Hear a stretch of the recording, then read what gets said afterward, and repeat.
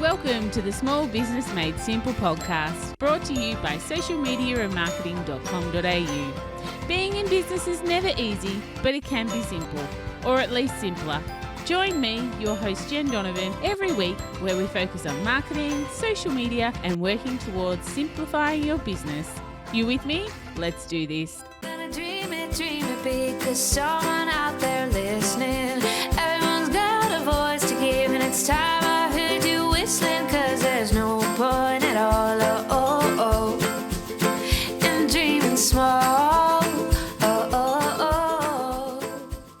Why, hey there. Welcome back. Welcome to episode 178 of the Small Business Made Simple podcast. Thank you for joining me again today. I really do appreciate you making my podcast one of your choices to listen into. I know that I have a lot of competition out there, but I really do appreciate you making my podcast one of the ones that you lend your ears to. If you are enjoying this podcast, I would love to get to know you a little bit more. So if you could take a screenshot of you listening to this episode and share it on your socials and tag me at Jen Donovan _ I would be so super cool with that and would love to follow you and cheer you on social media as well, especially Instagram. I guess that is a great platform for sharing screenshots and tagging people. So would love to see that. Before I forget, the show notes for this podcast can be found at all the W's socialmediaandmarketing.com.au/178. So before we get into this week's episode, to which I have a great guest for you to listen to, mind you, who has some amazing advice. But before we get into that, I just wanted to ask you, do sometimes you want someone just to look over your marketing, whether it's online marketing or offline marketing, to see whether, well, it's working, to see whether you need to be more strategic or see whether you need to post more or post differently or post less. Perhaps you've been on Facebook and Instagram for years, but you're like, am I doing it right?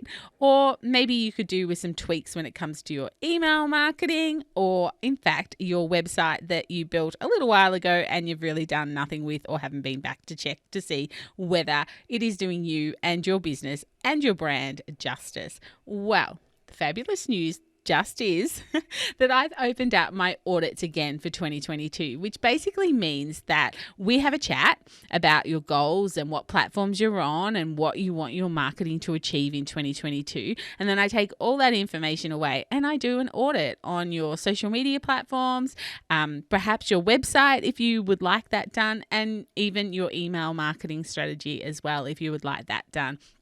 I put it all into a report that gives you, some tips and some tricks and, a bit of strategy, and let you know what you're doing really well and perhaps what you could improve strategically. And I pass it over to you. So that's how I do an audit. They are just brilliant for putting you back on the track that you want to be, to make sure that your goals are going to be achieved in 2022 via your marketing. So if you are interested in getting me to do an audit on your marketing, on your social media channels or your website or anything like that, then now is the time to book in. I don't open them all the time, but they are open at the moment because they take quite a few hours to do. I don't like to have an enormous amount to do, but there are definitely spaces at the moment. You can book your audit at bit.ly, so bit.ly/audit-with-Jen. Of course, Jen has 2 N's. Or of course, like I said before, head to the show notes at socialmediaandmarketing.com.au/178 and find it there as well. So if you need some help, I would love to be the person to help you with your audit. Okay, so like I said before, I have a really cool guest for you this week. Her name is Serena Ryan, and she actually has 2 businesses. One is serena.ryan and the other is Dotterize.com. Basically, Serena is an e-commerce specialist and she's actually also a certified Shopify partner. I'm super excited to chat to her all about e-commerce. So obviously I have the social media and marketing business that I run, which is very much service-based businesses and helping, both service-based and e-commerce. But I also have a whole e-commerce platform myself, being spendwithus.com.au. So I was really interested to talk to Serena, and I also wanted her to share some of her nuggets of gold with you as well. If you are a service-based business, please don't press stop and move on. Serena's advice and her views and views on trends and how they are going to impact the business world will actually affect you as well. So I would invite you to stick around for this episode and listen to Serena. But anyway, let's get into it. Let's have a bit of a chat with Serena. Serena, I'm super excited to have you on the podcast. Thanks so much for joining us. Thanks so much, Jen. I really appreciate you inviting me. Yeah, no way. So we did the Oz Mumpreneur Awards together. So that's how we met. So, but for my audience who perhaps don't know you, can you tell us a little bit about who you are and what you do?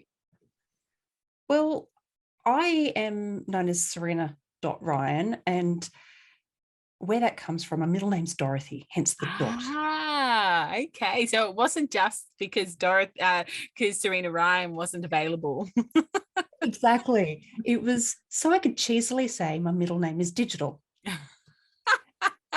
Love it. My grandmother.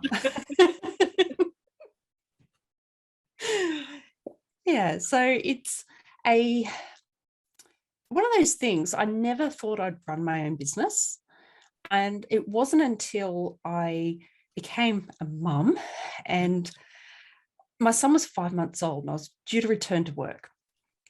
And I went in to negotiate how that would look. And in that meeting, I was told essentially for the role I had, and I was as a director in a large advertising agency doing digital marketing. I was told for that level of role, they didn't really have flexibility.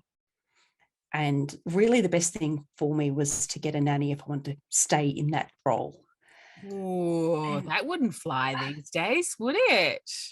Well, it's interesting. I got to understand how, whilst things have moved forward quite a bit with regards to women in the workforce and having children and flexibility, certain roles, they don't allow flexibility. And that is something that some companies will hold on to, and they're legally within their rights to do so.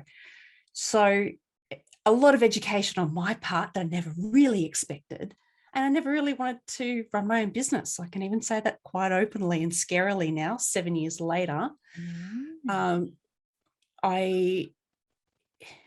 It's funny what happens.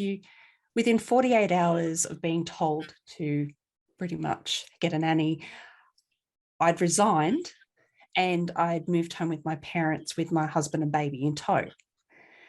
And the week I did that, that was like an hour out of the city where I was living in the city, I got pregnant with number 2. Oh, It's a daisy. It's like, whoopsie. Didn't expect that. You go, well, moving on. 2 kids, and really was determined to work because I like to say I'm a mature mum, and I'd had more than 20 years experience working, and I wanted to use my skills but didn't know how to use them in working for myself because I wanted flexibility. Yeah. And so I just started. I registered my name because I thought that would be pretty cool. My experience was in digital marketing, hence Serena.Ryan, and started just helping out businesses, basically anyone that would stand still long enough to talk about digital marketing. And that was it. I realized I have this knack for loving to talk about it because I love seeing the capability of it to it basically transforms people's lives. And it's such an exciting thing to see when you can see that light bulb in someone's head when they go, I didn't realize if I did that, I could get clients or I could get money that way. And I'm like, you can do it.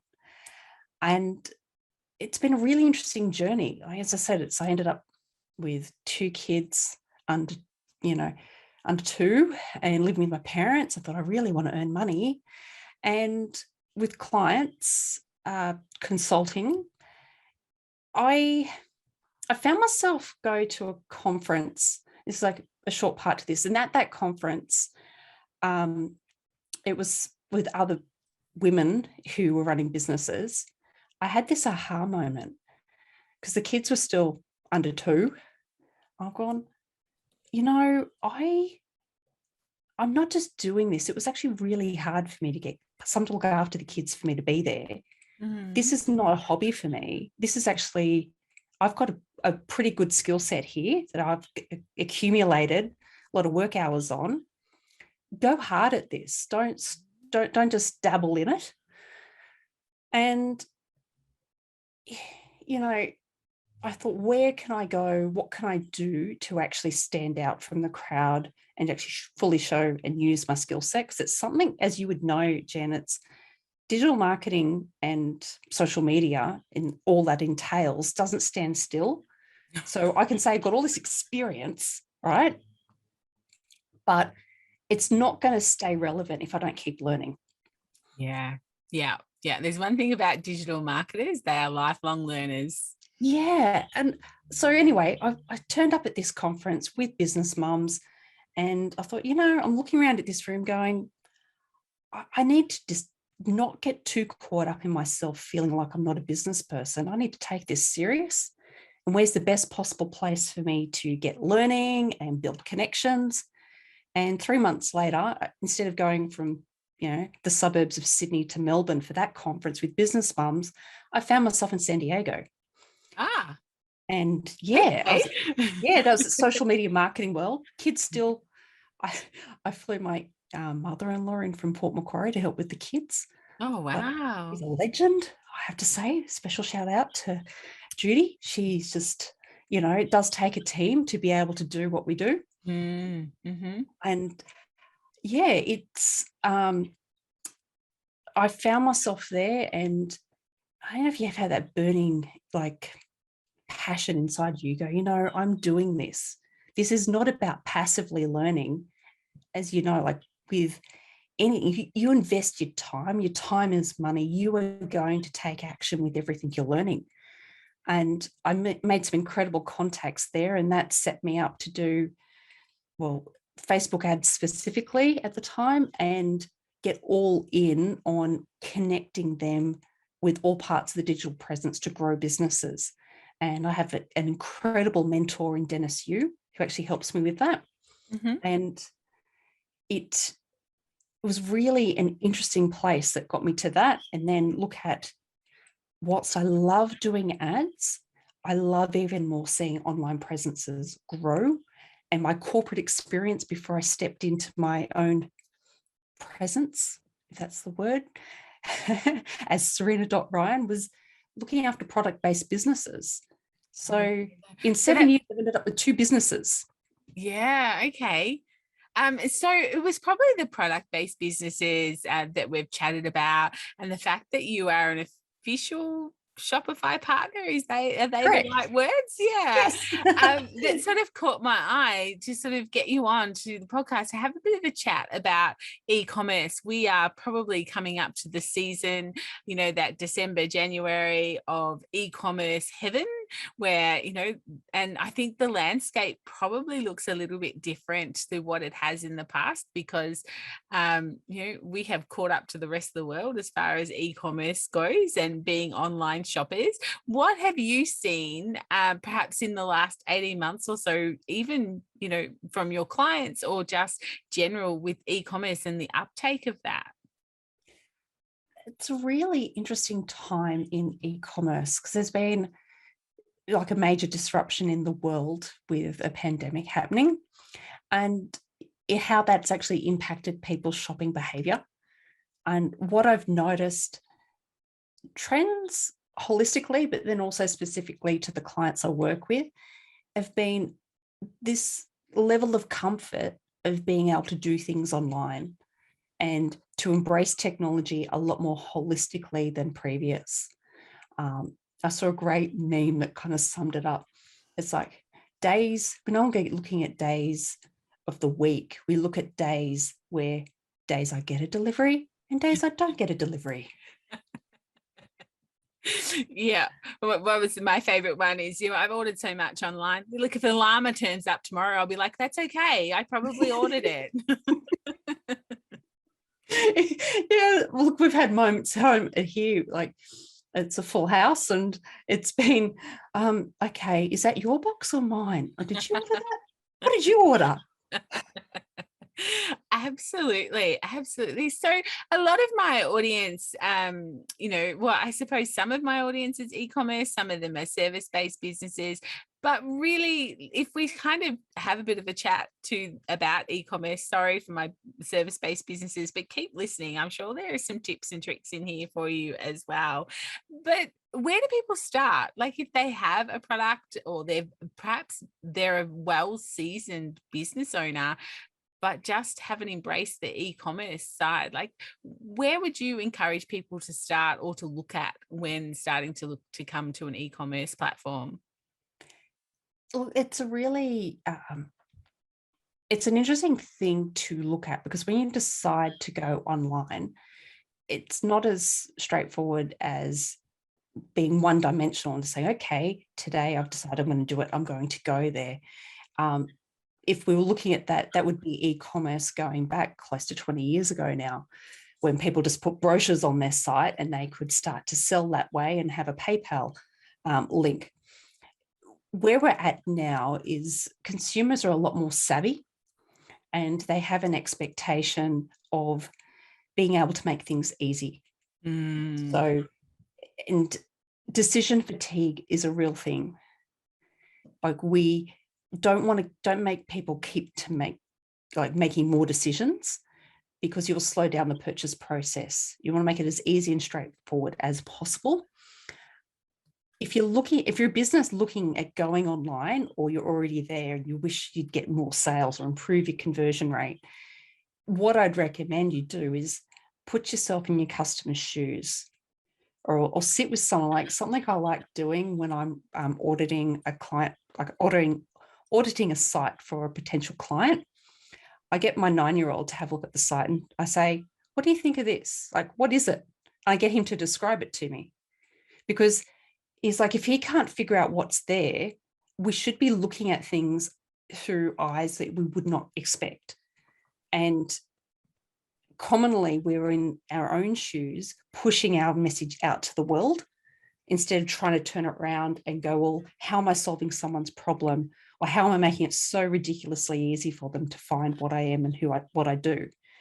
Because if you can't upfront show how clearly you solve their problem, you've already lost them before they even go to purchase. You are so singing my songs here. Absolutely. In fact, I call it the mother-in-law theory. You know, if your mother-in-law, well, actually, my mother-in-law is actually quite tech savvy. So might not work with her. We might go with the 5-year-old, but you know, it's like you need to get someone to look at your site who isn't you and perhaps isn't even a business owner. It always astounds me the amount of people and e-commerce, but also service-based businesses that put up these websites, invest sometimes thousands of dollars into them, but they never actually go and use them themselves. You know, to see what the experience is like from the other end, from the other spectrum, which is what I see as one of the biggest mistakes people make. What's some of the biggest mistakes you see people make from an e-commerce point of view when they're trying to go online, or maybe they are online but still making the mistakes? Not looking at their website on a mobile device. Oh, yes. They need to get it, and particularly when they're building it with a web developer. When the link comes through from the web developer, look at it on a mobile device. And several too, because Correct. You've got Android, you've got iPhones, you've got old-fashioned iPhones, you've got new ones. And it's also being aware of what browser you're on when you're looking at that too, because different browsers render differently. When back in sort of my corporate world days, we had a department of testing. So we'd have testing devices, testing machines, and simulators. So you'd actually look at it through all different ones. Now, in the reality of what we do now, that's not practical, particularly for small businesses to do that. So what we've got to look at separate to that is a lot of that testing is done. Like I get asked, why would I choose Shopify versus a different platform for a website? And it's quite simply, they are doing the best. They're doing a lot more of that platform testing and usability testing across devices, so that end users, when I say end users, business owners, don't have to do that. So I'm talking from a coding functionality side of things. Shopify is set up so that the baseline that you're building on is already optimized for e-commerce. whereas you've got to put a lot more time and energy into it when it's not got that baseline created for you. And just means that that initial cost, which can be hard for some to get together to go and, work with a developer on a different platform, it becomes a lower entry cost for you to actually get your website up and running. But what I see a big mistake if people go into using Shopify is they don't apply that due diligence to make sure they're not putting too many third-party apps onto their site. And if they put too many third-party apps on, they often can cost a lot more because it's a hidden cost because you've got to pay for the apps. And too many apps on your site slow your site down. And site speed, as you know, Jen, it's one of the killers of SEO, because we need to have our site speed up for SEO visibility. It's not just about keywords. No, Google does not like you if you are a slow loading website. You are very heavily penalized. And you're right. And if we take it right back to where I started saying things today, it's if we're looking at it on a mobile device, who's going to sit there with something loading slowly on their mobile device? I'm not. Yeah. No one, not their ideal customers are either. No. We are a very fickle world. We want everything and we want it now and we want it fast. So keeping that in mind with just about everything you do in digital marketing will keep you well versed. How do you find, and I'm not quite sure if this is a question that you can answer or not, but of course we have bigger platforms such as Facebook and Instagram that are going down the e-coms sort of route. The, Facebook shop, Instagram shop. How do they fare versus having your own platform on something like Shopify or an open source like WooCommerce or something like that? Again, we're looking at people who have to make these decisions as to where they're going to put their products. I look at it as the way people are out in the world now. If you look at shopper habits, is we're omni-channel. And omni-channel means that we are going to be experiencing the world in fragments all over the place. We are going to go in person to stores. We are going to go and Google things. We are going to be on social media. We are going to pick up a flat pamphlet at an expo. We are going to a barbecue with our mates on the weekend. We are going to be exposed in all different ways. We're going to drive past a billboard when we're driving to Melbourne from Sydney. It's going to be many, many ways we're bombarded with messages. When we have that level of experience, we should not be sitting in one platform. And Shopify integrates, like once you've got your shop, you can put your shop in, it integrates into Facebook, into Instagram, into TikTok, into Pinterest. It takes your channels into Google, and you can have a buy button, and that buy button can be put onto another person's blog, and that sale will come through into your shop on Shopify. Shopify have their own app called Shop, and in Shop you can sell and do promotional offers. It becomes another channel in the channels. Shopify have point of sale, so you have got physical point of sale that would replace using Stripe. Shopify they're doing what they can to also go into the payments sector as well. They're looking at what they can do to look at the entire experience and look at the omni-channel approach as opposed to looking at things as a singular channel. Yeah, I love that. So in marketing, we kind of talk about touch points and how many touch points it takes to create the sale, that you can't just, rely on one channel. And that's exactly what you're saying here is, you might have only one of that product to sell or, a certain amount of lines, but it's putting not all your eggs in one basket. Exactly. And the beauty of that, if you can have that complete omni-channel approach, it also enables when if a system goes down for a couple of days, like it may have done in the last couple of weeks, rather large one of those channels disappears, you're not feeling the impact as much as you could have if you had that omni-channel approach. And you don't have to be on Shopify. For anyone listening here who's going, we have to be on Shopify. It's about having the awareness that whether you think you are or not, every business is omni-channel. And we have to be considering, like this morning I was talking to clients about their PR launch with their site. And yes, I am working on their website for them. Yes, we are talking about how that's integrating, but we're looking at the correct spelling for the flyers for the PR event, matching the spelling that's being on the website. Because you've got to think people are not going to pick up a flyer and not look at the website and go to the website. We have to go all the way through. And then when they're on the website, when they purchase, what about the email communication after that? And what is their experience they're going to go tell their friends about after they've dealt with you? Yeah. And I think like the user experience, like when you were talking omni-channels, that was my next question, was kind of around how do you get small business owners who are busy being busy and have so much on their plate to step back and take a look at their brand and their business from their customers' point of view? It's about letting them see the importance of doing it. How badly do they want to be in business and stay in business? They need to prioritize understanding how to look after their customer, because it's much easier if they keep customers than it is to go out and get new ones in the door. Yeah. And if they look after the ones they have, those ones that they have will do their marketing for them. Yeah. And it's so competitive that if your channels are too hard or too slow or too complicated, there are other people who do what you do. And, you know, us frickle humans and consumers will just move on. Yes. And everything I talk about, I apply to myself. I am very heavily booked at the moment, and I keep a very lean team.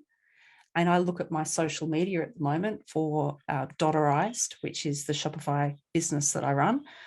And I go, well, you know what? We don't need to do social media as much at the moment. I'm okay with that, because if I have to look at what time I pay for my business resources, I see the importance of looking after my existing client base as prioritizing that, because that's income and that's advocacy. And then them actually interacting with our social media posts is more valuable to me than it is for me to make sure I've got new content on mine going out all the time.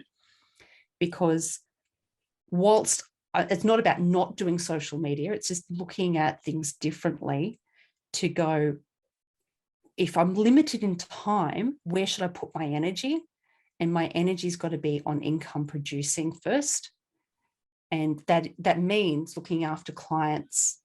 And like, if you have a business owner saying, oh, I don't know if we can do this, it's like, well, focus on looking after your customers, like wow your customers. It sounds like the more you can wow them, and then they go and leave a Google review or a Facebook review, or they go to one of your old posts and comment on, all it has to be is you're in contact with them. They go, you're amazing. Oh, thank you. That product was amazing. Go, oh, do you mind just popping on and giving us a review? They'll be like, oh, sure.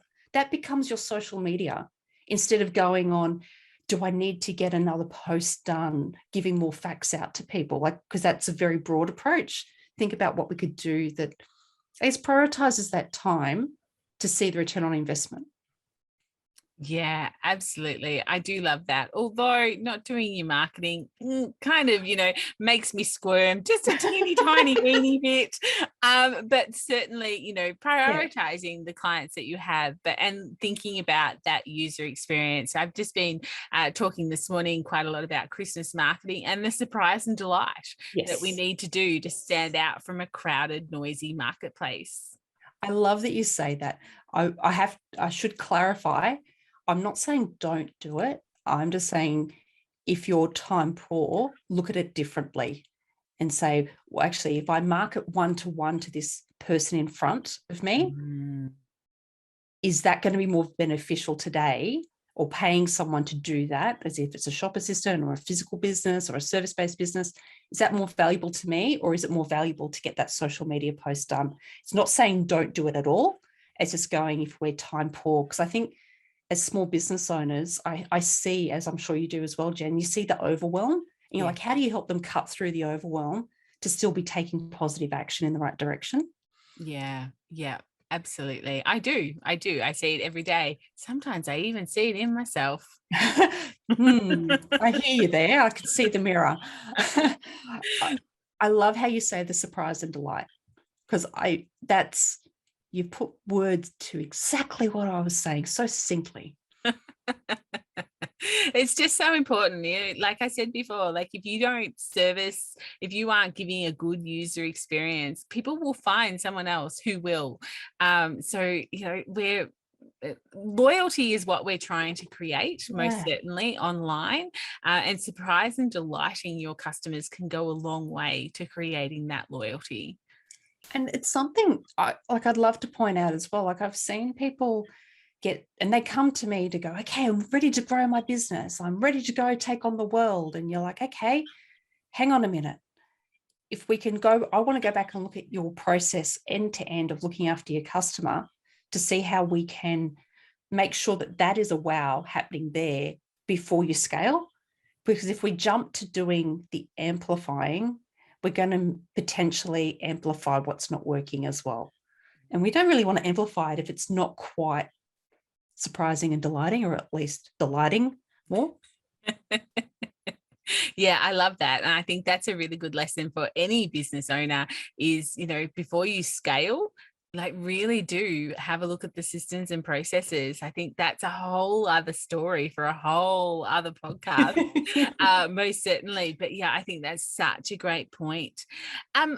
Finish the sentence for me, Serena. The future of e-commerce is Bright. Yeah. I see the positivity in it. I really feel like it's been a equal blessing and curse, the pandemic. Like I'm not someone who's, lived in a hot zone. So I've been in lockdown for a while this year. And at the same time, seeing en masse how people are responding positively to e-commerce, businesses who take the opportunity, who take the leap to be there, it's so incredibly bright. It's a joy to actually see people grow their businesses well by understanding it and actually moving forward with it.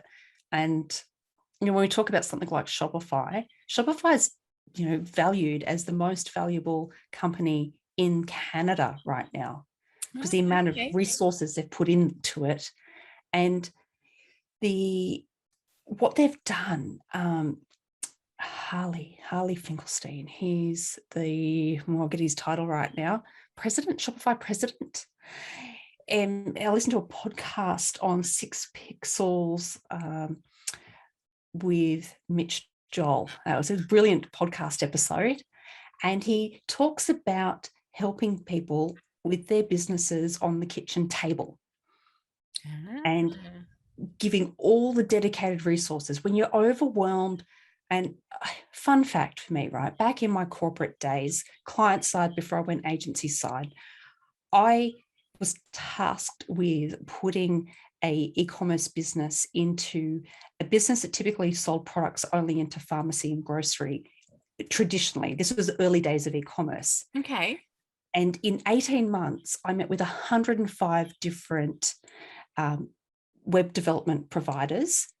And at the time, all I had was a sense of curiosity to put e-commerce in place. I learned all about open source, private enterprise, and these platforms like pre to Shopify. And what I realized was it actually didn't have as much to do with what the platform was, with what the intention was of what you wanted to do when you were online for your business. And we can get so overemphasized on the platform. A platform like Shopify, all it does is help remove decision fatigue, which is something that we're experiencing when you can procrastinate all you want on the platform. A platform that's dedicated to helping small businesses over the kitchen table helps you to get quicker back into your business instead of worrying about the mechanics of how the website is going to work. Yep. And it's an interesting, through that process of going through all those different platforms, I've gone, wow, you've got to just think about more what you want to sell, how you want to sell it, get it up there, and then regularly look at your analytics to say what's working or not and start tweaking what's going on. And Shopify give you a dedicated, simplified analytics, so you don't have to be a Google Analytics expert either. That's a good thing to know. Good thing to know. I'd be really remiss to not speak to an e-commerce person about traffic, because once you've got your website up, it's running, you've got great products, great photography, great captions, very searchable keywords. How do you get traffic? And is traffic the number one thing that you need? No, I have a principle I follow thanks to the lovely Dennis Yu, one of my incredible mentors, and it's called GCT, Goals Content Targeting. You've got to have clarity on what your business goal is and who your audience is that you want to reach. Yes, you do. Sorry? Yes, you do. You do. You have to know who that audience is. And then you need to have content that connects the two. That becomes goals equal content equal targeting. And if you don't have the right content for the right audience where they live, you're not going to achieve your business goal. No. And I have clients who have products that go from anything $20 to $20,000 as a unit of product, and selling that online, all on Shopify. The reality is the traffic that those websites get is vastly different. But if it's the right traffic, it doesn't matter if you're getting 10 people in a day, if that's converting. Yeah, absolutely. That is so true. Like, you need qualified traffic, just not any traffic, which, I think that is a sticking point for people that I see as small business owners, that they put so much emphasis in choosing a platform, setting up their website, and they think that's the end. It's just the beginning. And yes. You've really got to look at your website and go, hey, this is a living thing. Think of, and this is what Shopify help you do, is it helps you run your business. Like, I'm helping a client I met with this morning. We're setting up the inventory. We're setting up the sales channels. We're setting up the process for selling. We are giving Shopify is so much more than a website. It's a hub to do selling. That's a very succinct way of looking at it. And that's where I get joy out of it, because I can get, we talked about this before the podcast episode started. I could literally talk about anything, because I love to talk about the things I'm eternally curious about, really. And I love seeing the magic that happens when the right product or service is matched with the person. Like, it's so much more than selling a product. It's a matchmaking service. Yeah, okay. I guess that, when I look at my business, it's just not about being a mentor or a coach. It's about building a community. So yes. Same sort of thing. Like, absolutely. Yeah. That's such a great way of looking at it. You've just got so many gems inside there, haven't you? I love it. Before we wrap up, is there anything that we haven't touched on that you would really like to put out there as a message for anyone who's listening, perhaps who's a business owner, but perhaps who's more down the e-commerce side? Yeah, look, don't be afraid to start. I see a lot of people hesitating to get in there. One of the things I love about digital is just get in there and set it up. When I first started 7 years ago, I sort of started with a lovely long story about me getting into business. When I made that decision that I was going to take the leap, I registered the ABN and I had the website done in 4 pages over a weekend. I had enough. I had an About Us page, I had a Contact Us page, I had a home page, and I listed my services. That was it. And then I could build on it. And incidentally, I started that website on Wix. And in 6 weeks, it was ranking number 1 on Google for what I wanted to be found for. And that kicked off my business traffic. And that's why I will say to anyone, don't get too caught up on whether it's Shopify or if it's Wix. Shopify, yes, if you're e-commerce, okay? I am going to say that one. I'd be remiss of not saying it. I'm a fan of it. But Wix do a great platform. WordPress, I've got a word. Don't you love it when your mouth and your brain don't connect? One's quicker than the other. Yep. That's right. I'm so excited, and it happens all the time. Calm. I will say how important it is to not get overly caught up in the platform. Wix is very robust, does great SEO, has great tutorials. Shopify also has great tutorials. It has a free academy. You can use that too. WordPress, you can definitely find information. Just Google it. Seriously, there's a great community for WordPress out there too. If you are really not tech savvy in your e-commerce, that's why I'd lean you towards Shopify.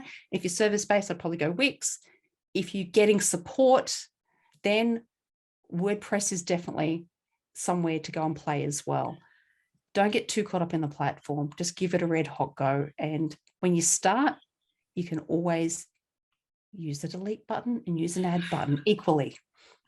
Yeah, like, I'm not a platform builder, someone's right shoe really. But when I first started this business, I started it, over the Christmas New Year period because of circumstances that had happened just before that.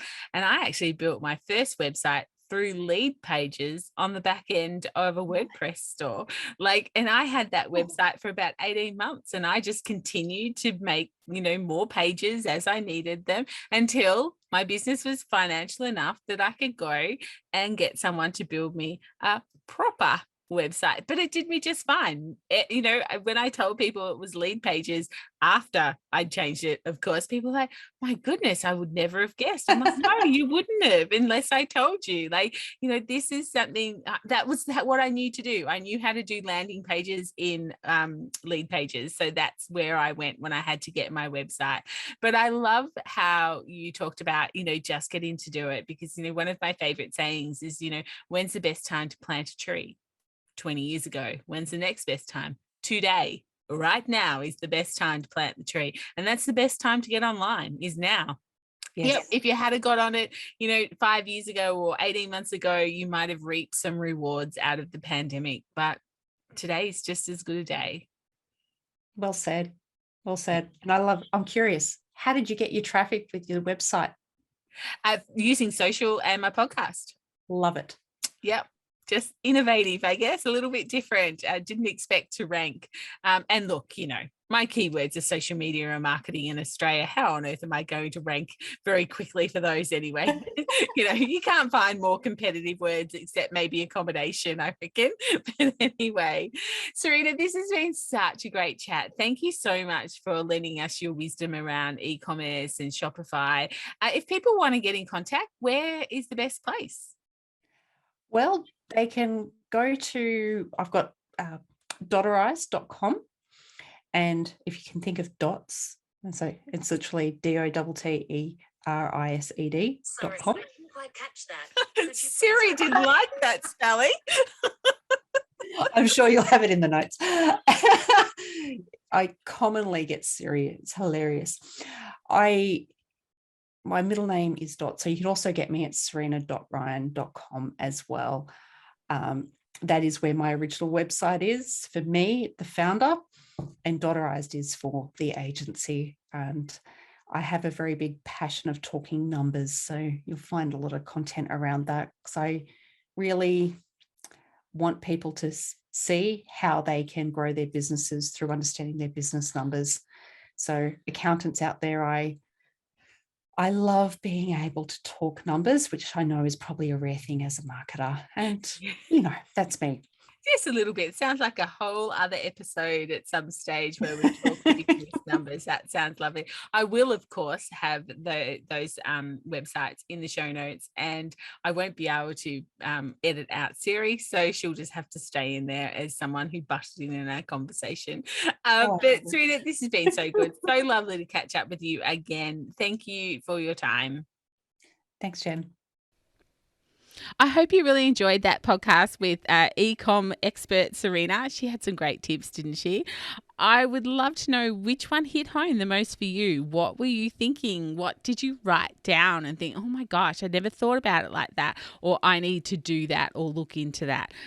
So please come into the Like-Minded Business Owners Facebook group. If you're not a member, go there and click and join, and let's have a chat about what impact this podcast episode had on you and perhaps has on your business as well. Whenever I do my talks, like workshops and things like that, I have what we call a 72-hour rule, and I thought I might start implementing it here on the podcast as well. So basically, what are you going to do in the next 72 hours to move your business forward? So you've taken time out of your day to listen to this podcast episode, which is probably going to be winding up to be about 45 minutes or so. So you've taken time to do that. What are you going to do to move your business forward? Pick one thing, pick two things that you've heard on this podcast episode, implement them, move your business forward in the next 72 hours. Otherwise, you simply won't get it done because we are all very busy little humans. All right, guys, that is it for another episode of the Small Business Made Simple podcast. I will see you next week for episode 179. But in the meantime, if we aren't hanging out on social already, let's get social on social. Go and find me on Instagram, Facebook, or LinkedIn, and let me cheer you on in your business journey as well. All right, take care, and remember, my small business peeps, as my opening song says, there is no point in dreaming small. No time like the present. Tell it like you feel it, say it proud, be true, and let us see you for the star that you are. No point in dreaming small. I would like to acknowledge the traditional custodians of the land, the Yorta Yorta people, on which I record this podcast and conduct my business today, and pay my respects to their elders, past and present. I extend this respect to the Aboriginal and Torres Strait Islander people here with us today as well.